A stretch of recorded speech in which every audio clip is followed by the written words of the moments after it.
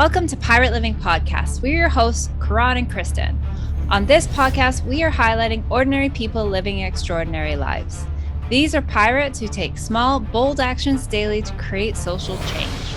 Pirate life is all about rebelling and breaking the rules for good. Creating lasting social change starts by first breaking our inner rules. After all, the hardest rules to break are your own. The pirates we highlight have dedicated themselves to creating good trouble. Today, we are chatting with Martin Lockett, a writer and speaker whose words have touched thousands. Martin's life was changed on a New Year's Eve in 2003 when he got in a car accident while driving drunk. And we're going to let him go into this story more in detail on the podcast. But he spent almost 18 years in prison where he used his time to educate himself and others. And he became a substance abuse counselor who now helps others through addiction counseling and drinking and driving prevention. And Martin, we're glad and excited to be talking with you today. So welcome.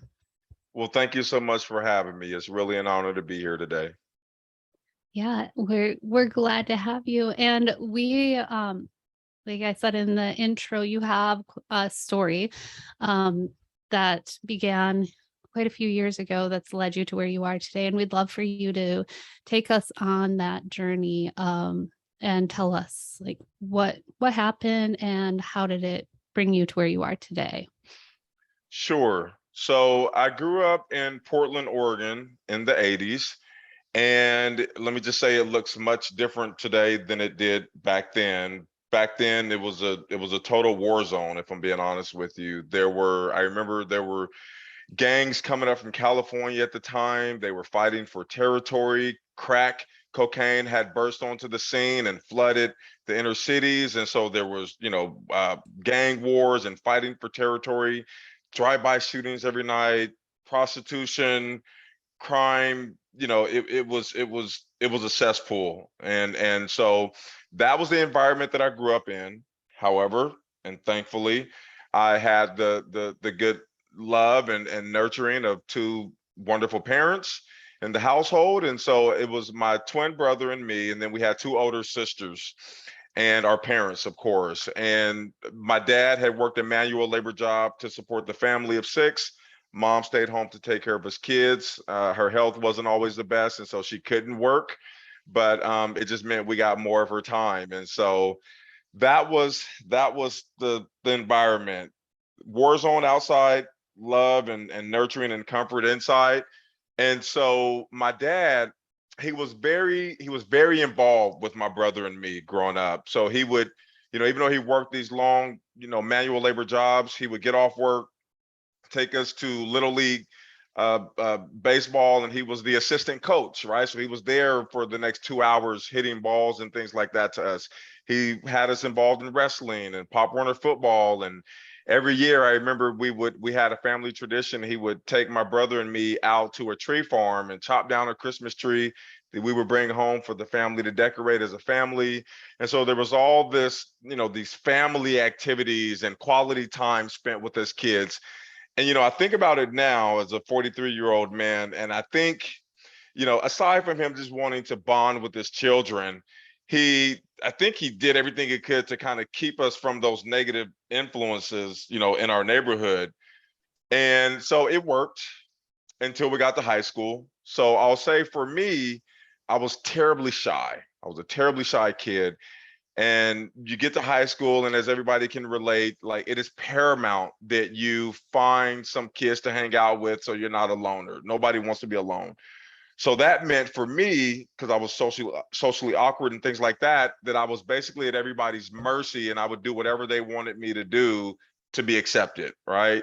So I kind of gravitated towards some other kids who actually happened to live in my neighborhood, but I had never met, probably because my parents did everything they could to keep us from them.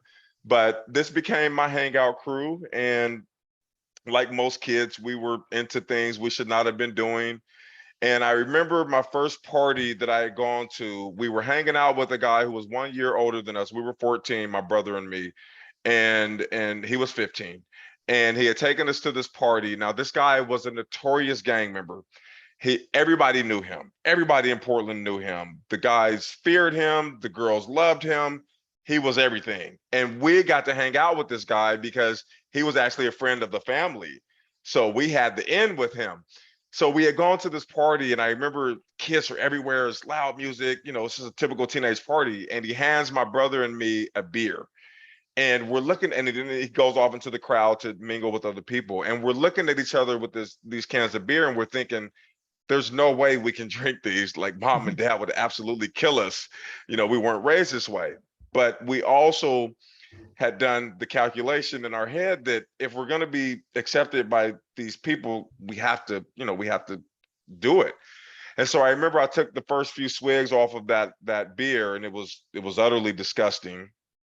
I remember that, and I remember my chest had heated up, and then all my inhibitions came down, and I can finally freely talk to people and socialize without breaking out in a cold sweat. And I could talk to girls without, fumbling over my words. And I'm thinking, oh my goodness, this is what I've waited for my whole life. I can finally just come out of this shy, awkward shell, and I can talk to people and grab a hold of this inner Martin that I've always, wanted to be. And so that was my initial encounter with alcohol, and I loved it. And anytime I could get a hold of it and become, this other Martin, then that's what I would do.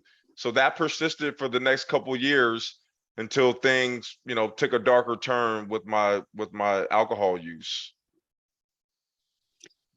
So, so you, high schooler, and got introduced.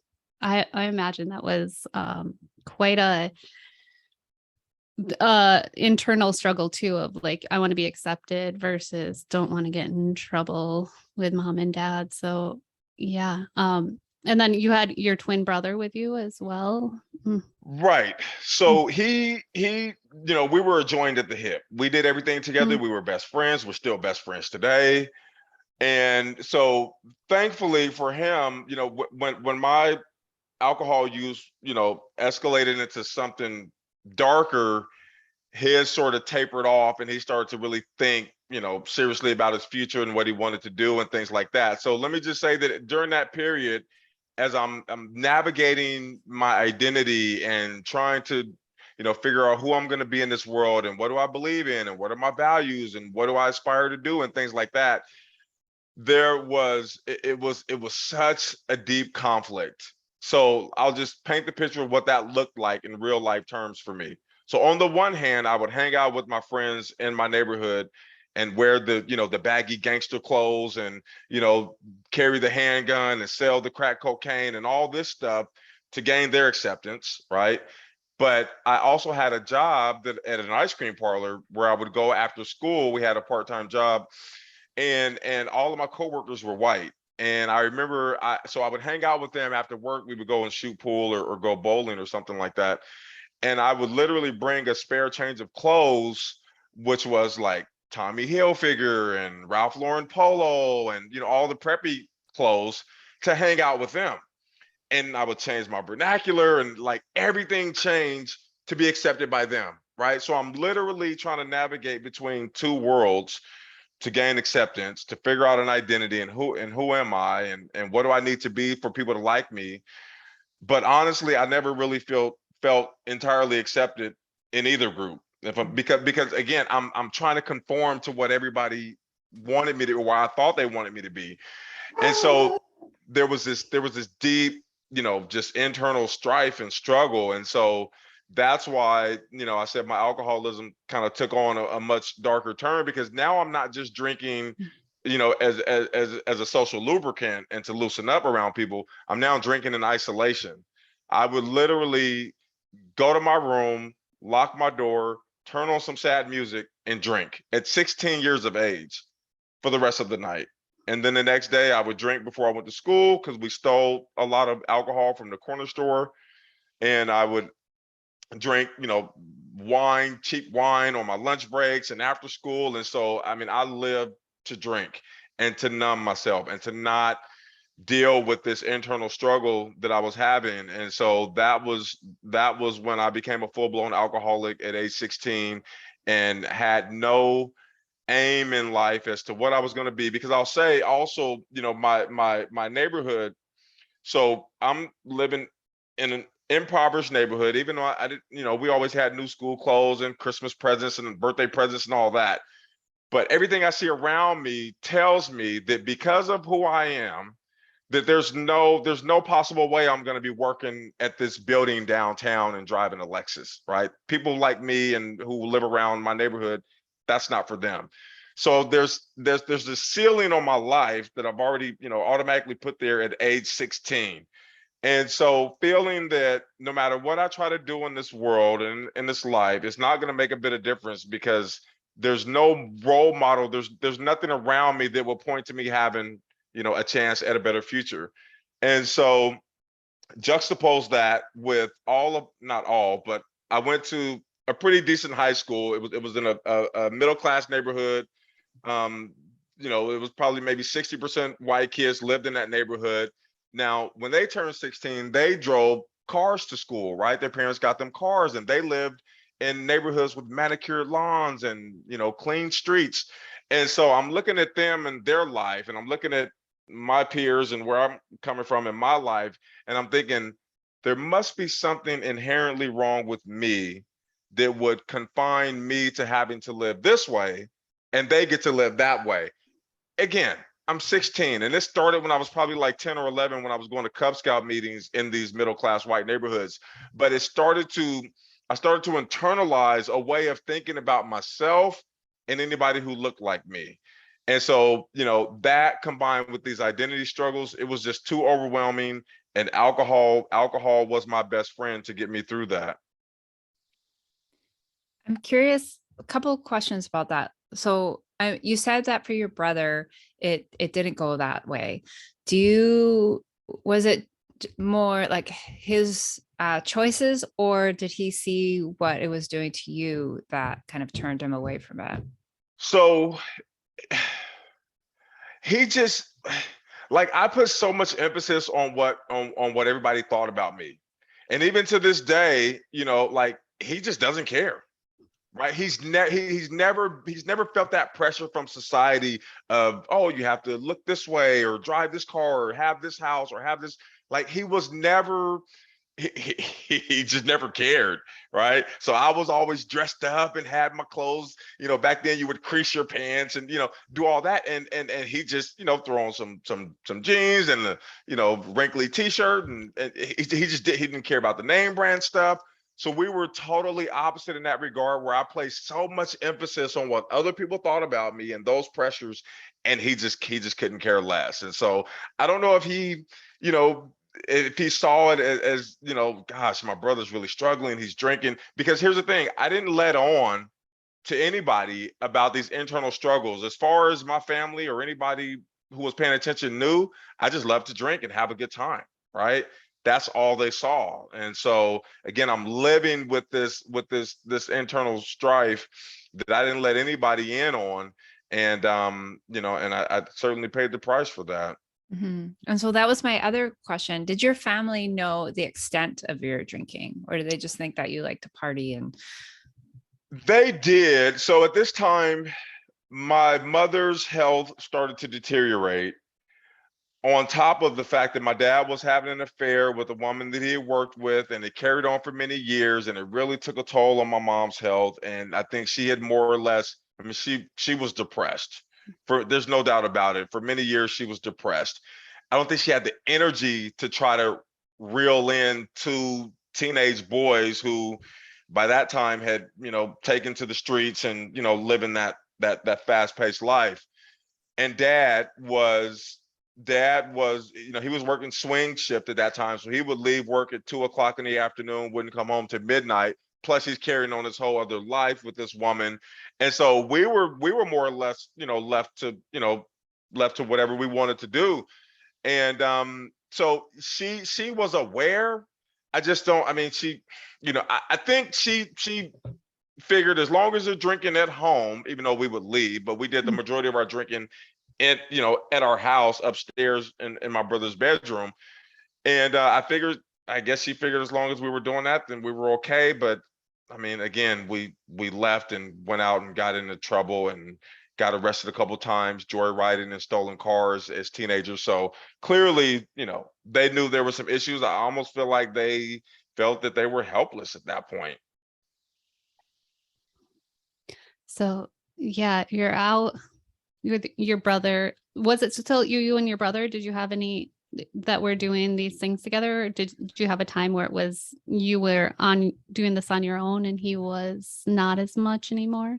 So that happened around age 18. Mm. So that's when he got his stuff together. He's like, okay, I'm not gonna just, live my life to drink and go do stupid stuff. So he actually went off to Job Corps.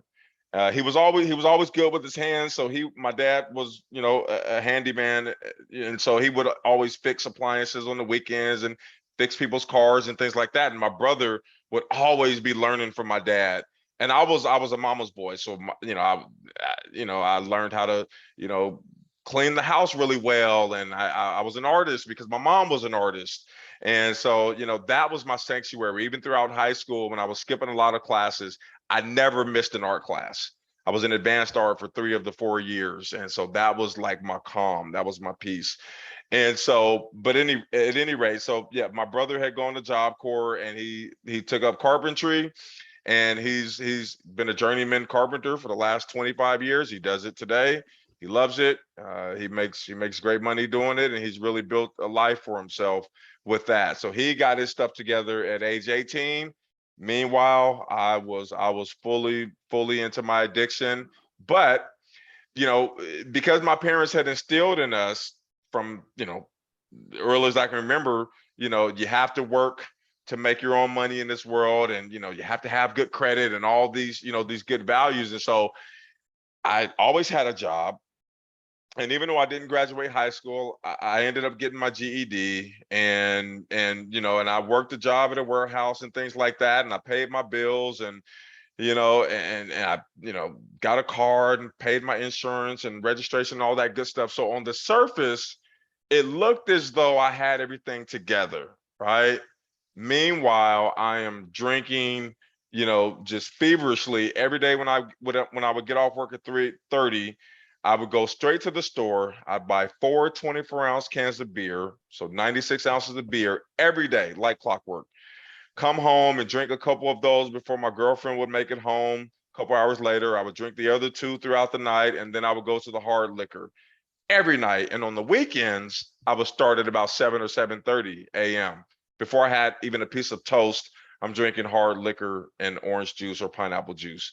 And so this was my life, right? At 19, 20, 21. And so, but again, on the surface, it looks, because I went to work every day and I paid my bills, and I'm not that guy under the bridge with a brown paper bag, right? Again, telling myself whatever I need to tell myself to stay in my addiction. And so we compare ourselves to people and say, well, I'm not as bad as that person, so I guess I'm okay. And so that was kind of the justification that I used to continue to stay sick. And so there was a lot of identity stuff wrapped up in that as well, right? Like seeing the life around you. What was that the internal language that was going on, as well as you're feeling like you're living multiple lives in order to fit in or please the people around you? Right. So by that point, it's all about the status symbols. So I'm Mm. working, I'm living with my girlfriend. So I made sure that I saved up enough money to, go buy a nice car and to buy some nice rims, and, to be able to afford a nice wardrobe. And so, I would go to the clubs, and I'm not faithful in my relationship because it's all about, you know, having other girls like you, and so you're trying to get their acceptance and their admiration and things like that. And so I had these status symbols that outwardly appeared to the public that I was doing pretty well in life when I really wasn't. It was all superficial, right? But it was enough to kind of carry me and drive me to continue to chase those things even more. And so, that was kind of my day-to-day operation, looking to have people, shower me with praise for this or that. and it just living from one compliment to the next. And but yet, right, when I'm alone and by myself and with my own thoughts, it's a whole different story, because I know that I'm living a lie. I know that this is not what I'm projecting to the world, is not who I really am. I'm a guy who is struggling with an addiction, right? I'm a guy who can't manage, to get past this place where, it's more important what other people think about me than what I think about myself. Um, but again, that was why the alcohol was my greatest comfort, because it numbed those feelings, or at least quelled them enough to where I didn't have to sit with them fully every day. So excuse the like hammering in the background if you can hear it. But one question I have for you is, have you since been able to kind of identify where that lack of confidence in yourself or self-love came from? Well, yes, because I didn't have any self-concept. And so this is what I would later learn, through my studies in psychology and things like that, is that when I was going through these kind of psychosocial developmental phases, I never developed a healthy self-concept, right? Well, I'm good at this, or I'm good at this, or I'm this person, or I'm that person. And then our self-esteem is based on those healthy self-concepts. And so because I had never developed those healthy self-concepts, I allowed other people to tell me what they thought about me. And those became my self-concepts. But they were, I mean, again, if you're at somebody else's mercy, they can feel one way about you one day, and the next day, they could have a bad day and tell you that you're the worst person they've ever met, right? So it's never a solid foundation that you're on, right? It's just up and down. And so that lack of a healthy self-concept through those formative years and those adolescent years was really the crux of my issue. And secondly, I learned, and this is again a great revelation that I learned later on, because I didn't have that healthy self-concept, and I had poor self-esteem and things like that. I would basically try to attain as much as I could, right? Amass as much as I could to get other people to validate me. Whereas now I know that it's by me giving away what I have, right? And not a literal sense, I guess, if you make donations and things like that, but giving of myself to people, even total strangers, is what then in turn validates me and fills me up with actual, fulfillment and purpose and validation. But I didn't know that then, right? And so I had it completely backwards. And so to move the story along, I'll say that my addiction culminated with the tragedy that, as you mentioned at the outset, that happened on New Year's Eve of 2003. So just to paint the picture, I was living with my girlfriend in Vancouver, Washington, which is just a half hour from Portland. But I worked at a warehouse in Portland at the time.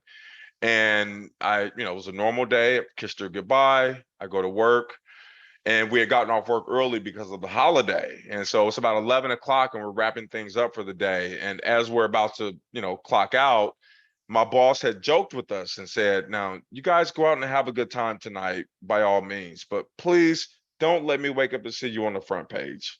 Of course, we laugh it off. Nobody thinks anything of it. We clock out. As you can see, obviously, I've never forgotten those prophetic words because they're very eerie. So I left work at about 11:30, and I headed straight to the liquor store where I bought a fifth of gin. I then proceeded to my parents' house to hang out with my twin brother because that's where he was living at the time. So I get to my parents' house, hang out with my twin brother, and then he and I had made plans for later that night to attend a friend's house party, a guy we had gone to high school with. So after I drank that fifth of gin, you would think somebody would be satisfied with that. I was not. I went back to the store because it was customary every day to buy 4 24-ounce cans of beer. So why would today be any different?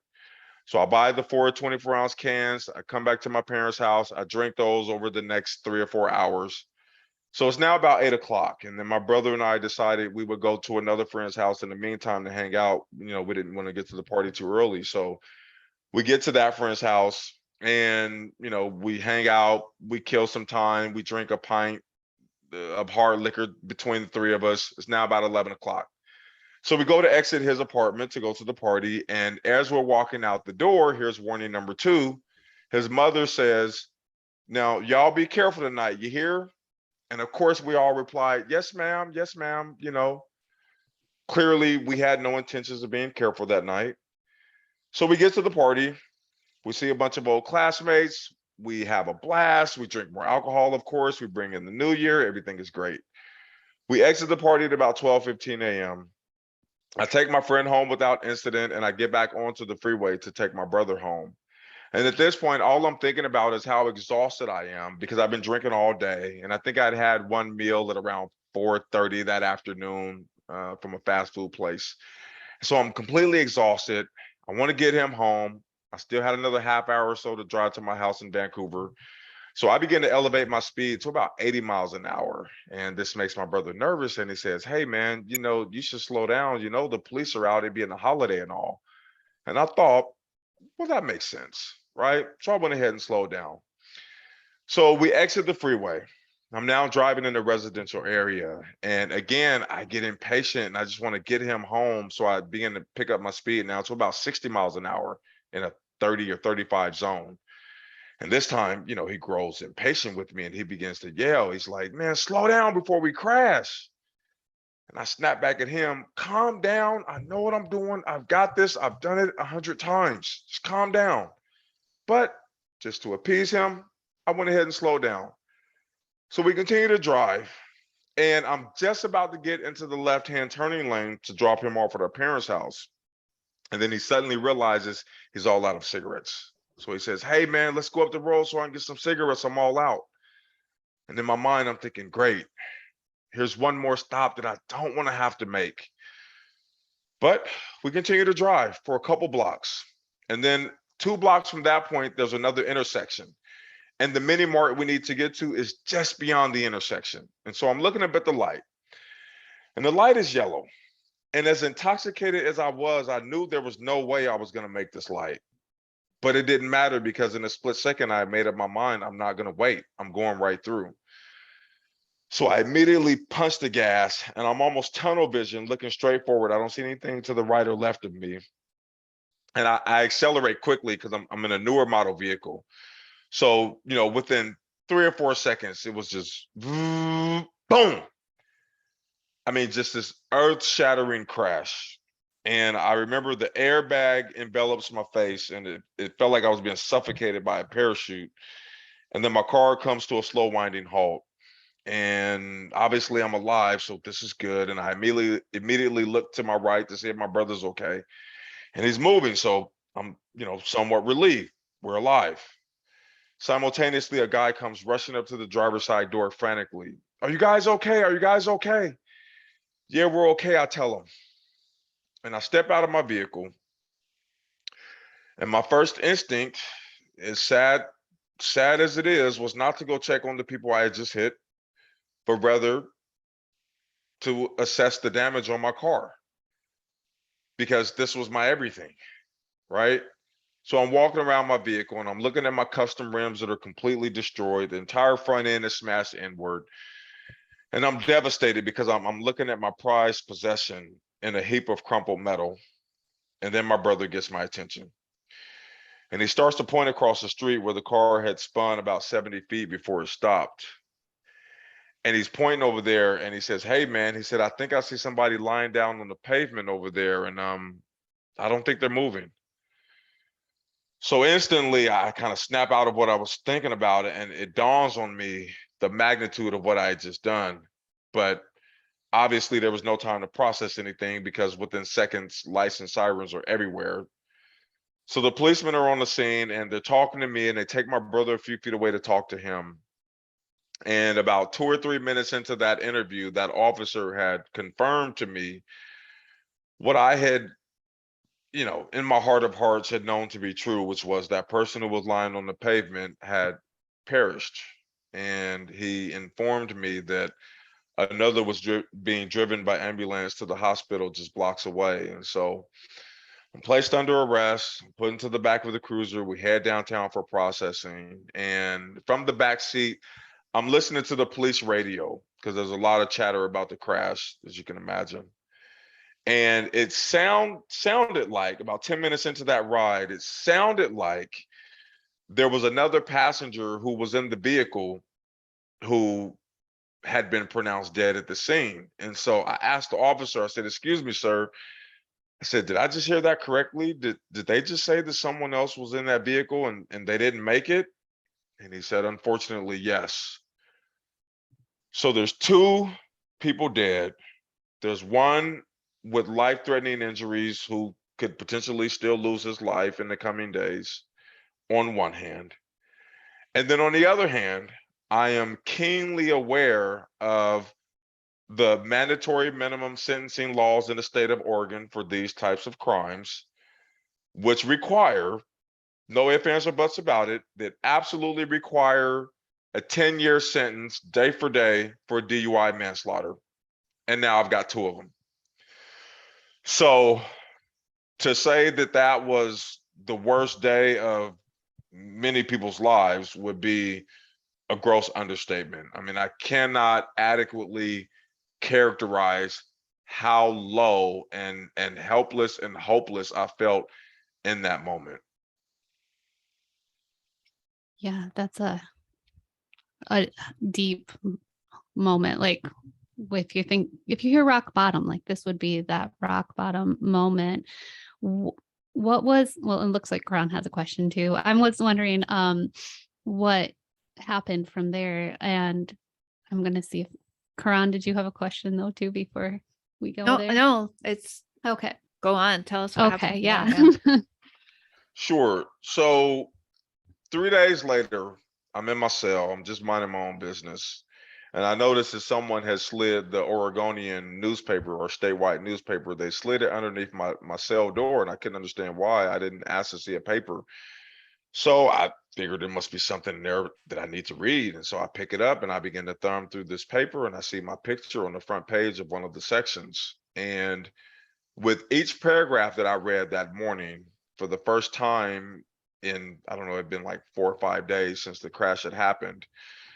For the first time, I had come to see that my victims were now people, and these people had a story.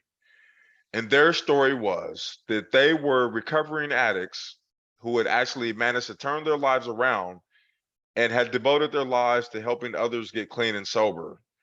They would watch women's children so that these women could attend AA and NA meetings. They were volunteers with Mothers Against Drunk Driving, no less. They, in fact, believe it or not, that very night that this tragedy happened, they were returning home from a clean and sober New Year's Eve party at the convention center when they were struck and killed by a drunk driver. And so the columnists had made it a point to talk about the palpable irony. I remember he called it a palpable irony that these people who had devoted their lives to helping people get clean and sober would lose their lives at the hands of a drunk driver. And here's what he said at the end that changed my life forever, even to this day. He said, "Perhaps the person they will have ended up helping the most is the man who's charged with killing them."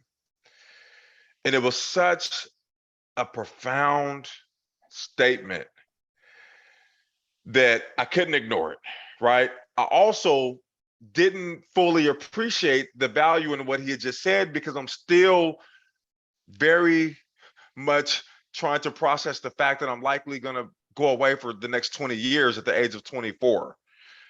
But it was a statement that I couldn't ignore. And so I remember for the next, I don't know, 6 or 7 months, I would literally meditate on that phrase. I mean, when I woke up in the morning, I would hear it. When I would go to eat lunch, I would hear it. When I laid my head down at night to go to sleep, I would hear this phrase over and over and over.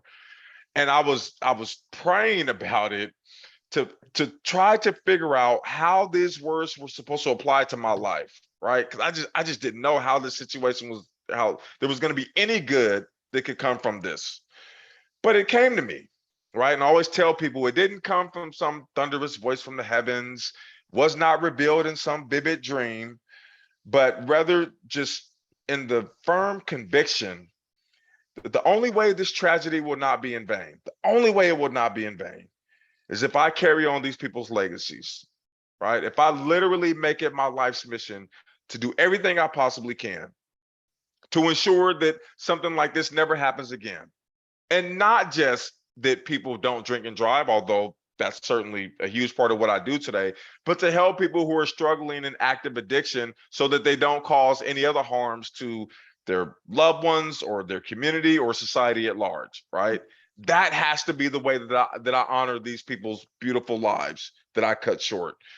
So I made that vow to myself in that moment in that cell, and that was when this journey kind of started. Now, I didn't know at that point how long I was going to be in prison. I'm still awaiting trial and sentencing and all of that, but I knew however long it was going to be and wherever I would end up, that I would be committed to this cause.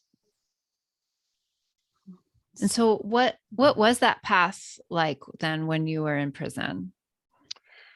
So I was sentenced about 5 months later. I took a plea bargain for 17 and a half years, 210 months, day for day. Again, um, let me just say, I did the whole thing. I never got a write-up. I never went to segregation. I never got into a fight. I kept my head down and I did what I needed to do. But there was no way I could earn a single day off of my sentence for good behavior or anything like that. So that was never the motivation. It was never some external, you know, reward that was awaiting me if I, just kind of walk the straight and narrow while I'm in prison. It was everything was out of the fact that I had made a vow at my sentencing to these family members after they gave the most gut-wrenching, compelling victim impact statements you can imagine. And, I promised them that I would spend the rest of my life, on this journey. And so what that looked like when I got to state prison, I figured at that point, well, if I'm going to help people who are struggling, in addiction, then I probably should become a counselor, right? That's kind of the easiest path to do that. So I needed an education. I had a GED. I knew I needed more. And so I went to a prison where at the time they were offering one community college course at a time that we could take every term for 25 bucks. So great. I enrolled in that. I figure if I do this long enough, at some point they'll give me a degree. I mean, I don't know, how this works, but I was committed. And so I did that. And for about 3 years. And then I tragically, I lost my father 3 years into my sentence, very unexpected. He had just had his 60th birthday. We lost him to a stroke. But in that happening, I was able to collect, part of his pension and his life insurance money and things like that. So now I'm able to afford to take university courses outside the prison system, because contrary to what many people still believe to this day, there is no funding, federal or state funding, for those who are incarcerated to get anything beyond a GED. If you want a college education, you're going to be paying for that. So I thought, what better way to honor my dad's life of hard work than investing in my future. And so I started taking courses from Louisiana State University and Indiana University. And I parlayed all of that into an associate's degree in 2010 from Indiana. And then I went on to get a bachelor's in sociology from Colorado State University. And then I eventually got a master's in psychology from California Coast University in 2016. So through all of those studies is when I really started to unravel a lot of those youthful, motivations and indiscretions and things like that. And it started to really make sense, right, where everything started. And I was able to take that education and start to mentor the young guys, in prison, right? As you can imagine, prison is not the safest place to be vulnerable, right? So everybody's walking around, with the shirts off and their chests, puffed up and got the mean mug, but really there's a lot of pain. There was a lot of unresolved trauma going on. And so when guys saw how consistent I was in the way that I did my time, because I didn't hang out with this group or click up with these guys or, try to, project that image, they would seek me out. and they would start to, not right away, but over time, they would start to open up about these childhood traumas and things that they had experienced. And I was able to talk to them about real life. So I'm working with them my job was a GED tutor. So I worked in the education department, help guys get their GEDs and things like that. But then I would use those sessions to talk about real life issues and try to set them on a path of striving toward their goals. Because even talking about your goals and aspirations can be considered a weakness in prison, right? I mean, it's all about that prison culture and that toughness and that bravado, right? But there's a whole lot, hidden underneath that I was able to uncover with guys. And so that also reaffirmed to me that counseling is where I need to be. And so I had the master's degree. I'm already mentoring guys, but I didn't have anything formal in the realm of counseling. And there's no sanctioned program within the Department of Corrections that, that allows you to earn that certification, that statewide certification. But I transferred to the one prison where they have the one substance abuse program for people at a medium custody level, and that's strictly based on how much time you have left. Because again, I'd never gotten in trouble, but I still had like 5.5 or 6 years at that time, and so I was considered medium level. So there's one prison in Oregon that has a substance abuse program, which is atrocious, but that's another story for another day. But I go to that prison, I talk to the clinical director of the program, and I said, hey, I said, I know there's no program here that, that the DOC, sanctions for you guys to certify guys as a counselor, but I've invested all this money into my education. I've got a master's degree in psychology. Is there any way I can learn under your tutelage to get the certification I need? And again, he had to cut through all the red tape, go to his boss and his boss's boss and all that. But long story short, they approved me to work under him as an intern. But first I needed to go through his 7-month program as a participant to, understand, how the program works and things I'll be doing clinically. So I do that, learn a lot more about my own addiction and how to identify internal triggers and warning signs and, the biopsychosocial spiritual model of recovery and all this stuff. And then I started to work with guys in a clinical setting one-on-one, right? So I'm mentoring guys. And again, you talk about abuse and molestation and trauma that these guys had gone through. We know that the numbers, show that the more trauma you go through, the more likely you are to turn to substances and self-medication, things like that. And I was able to make some real breakthroughs with guys with that. And then I would also teach the class, right? So I was running the group and things like that. And I'm doing assessments and orientation and doing, getting these clinical skills. And I amassed enough hours to get state certified as a recovery mentor first in 2018, and then the following year as a substance abuse counselor in 2019. And then the last point I'll make about my incarceration is that in 2015, I still had 6.5 years left.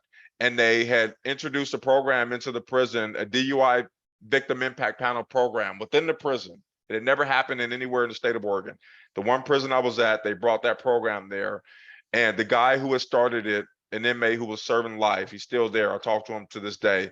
But he started this program where he had made contacts with people in the community. And he asked them to come in and tell their stories about how they had lost loved ones to DUI drivers. So they would tell their story. And then he asked me if I would tell my story, if I'd be the first one in there to tell my story as well.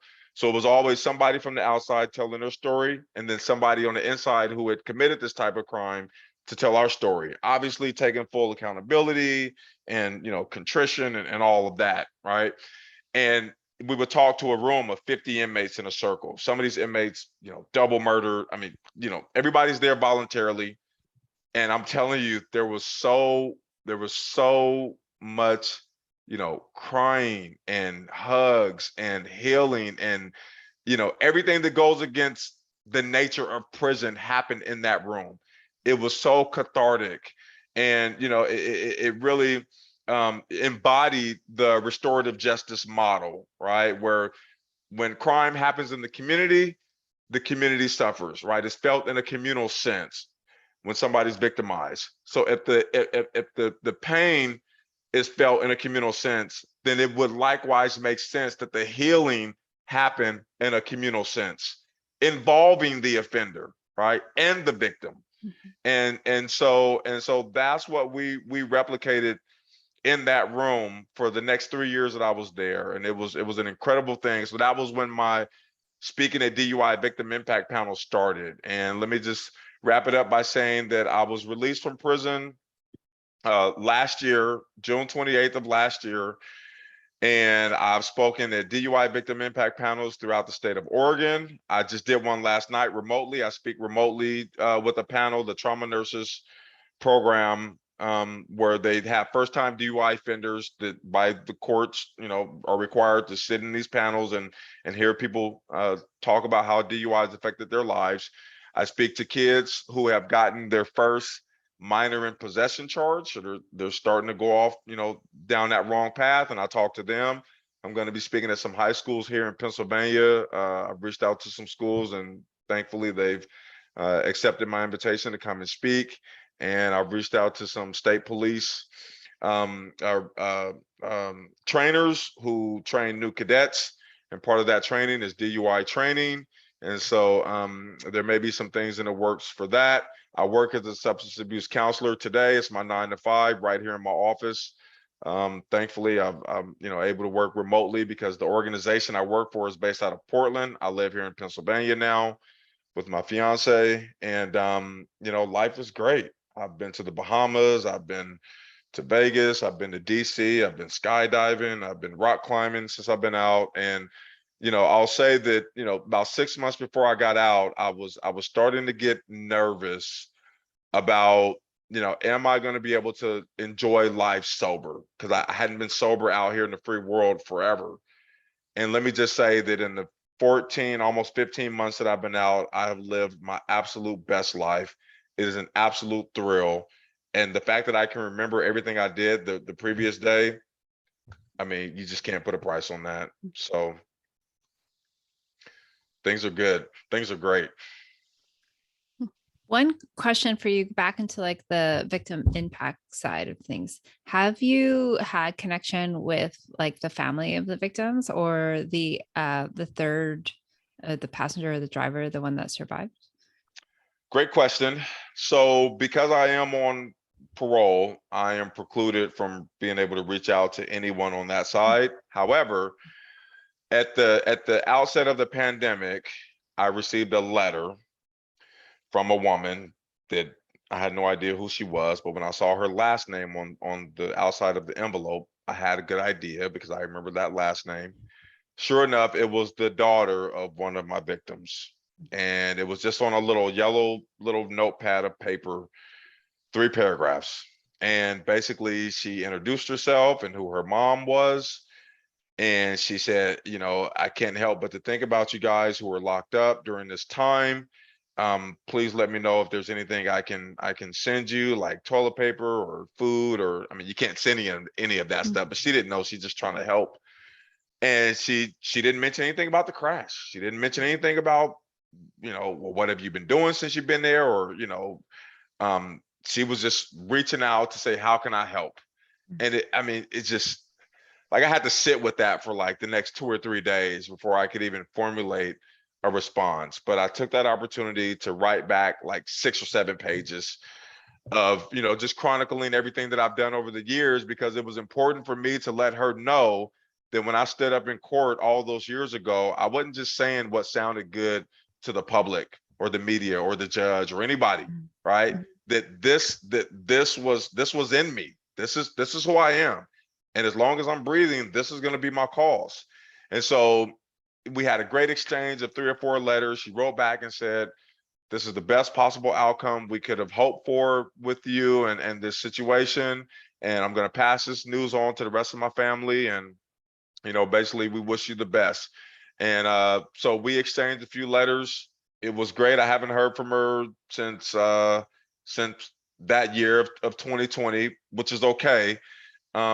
Because, and here's the thing, I didn't know that I was waiting for that validation, if I'm being honest. They had expressed in the courtroom all those years ago that they had forgiven me, and I had forgiven myself by that point. Took a while to get to that point, but I did. And so I didn't know that I was waiting to hear that, but I'm telling you, when she gave me that, like it it meant so much to hear her say that this is the best we could have hoped for. I'm proud of you.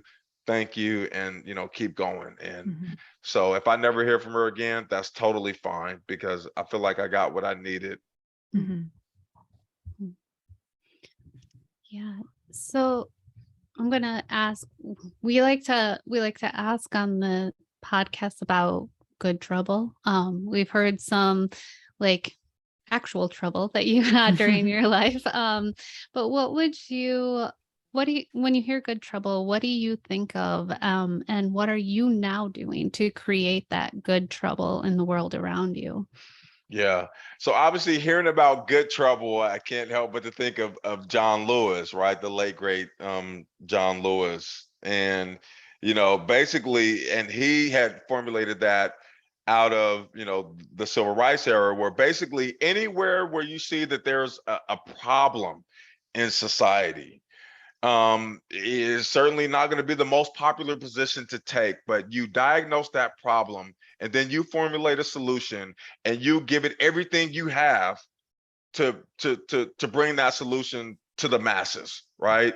You embark on that journey with ferocity and with vigor, and shout as loud as you need to get your message across to help rectify whatever this problem is. So for me, it's clear and obvious that there is a rampant issue with drinking and driving in our society, from doctors and lawyers and superintendents and college presidents. Everybody, nearly everybody, has committed this offense at least once in their life, and many people do it on a very regular basis, and there's no justification for it. And so I make it a point to speak. I've spoken on many podcasts. I went on a radio show. I've spoken, to people who get DUIs, and, to kids who are starting to go down that wrong path. And we'll just tell them, like, you don't want to end up like me. You don't want to trade the next 17 and a half years of your life for one night of stupid, reckless fun. Right? Nobody else deserves that. I made a choice that cost two beautiful people their lives and another man his physical ability for the rest of his life. Nobody should get to make that choice for anybody else. Nobody. And there's no excuse. And so we all have an obligation, whether we see somebody who's been drinking too much and we know that they shouldn't be driving, it is our responsibility to ensure that they don't. Wrestle them to the ground and take their keys if you have to, but you have to do that, right? They'll thank you in the morning, right? We have to do this in a communal sense.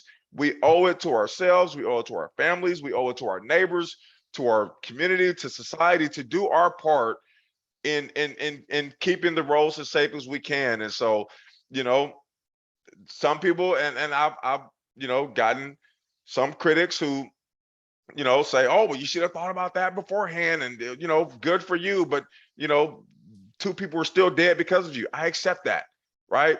But the absolute best thing that I can do is to do everything I can to prevent other people from following in my footsteps.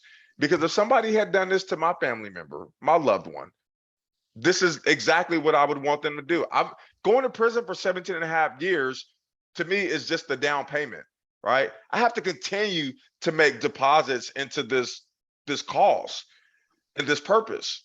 I shouldn't get to just go on with the rest of my life because I've done my time and paid my debt to society, which I don't even know what that means. Because how are you paying a debt by simply going away and being tucked in a cell for 10 years or 15 years, right? I took two beautiful people from planet Earth.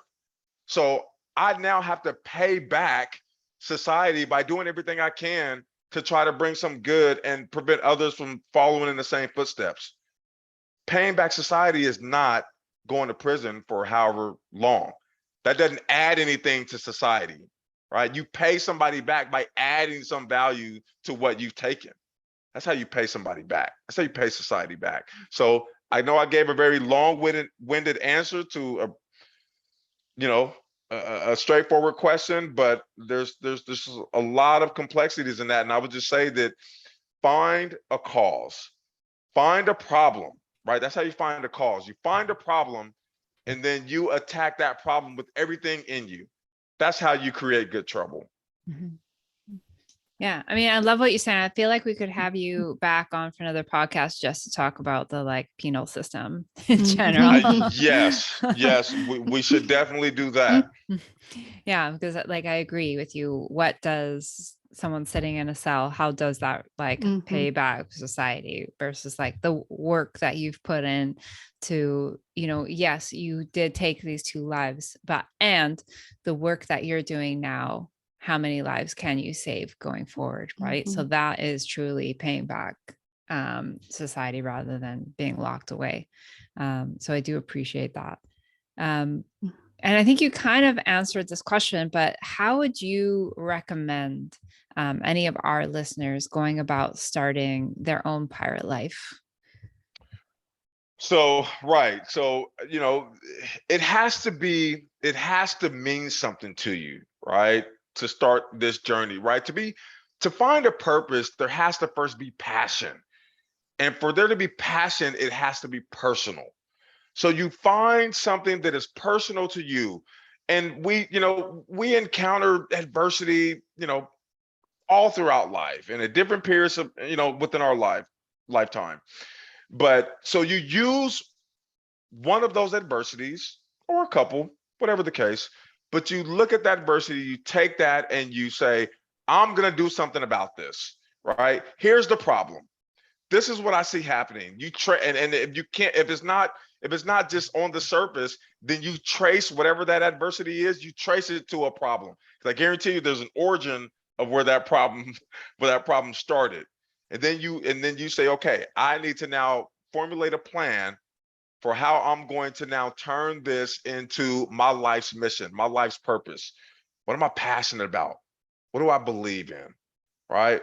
What do I hold in high value?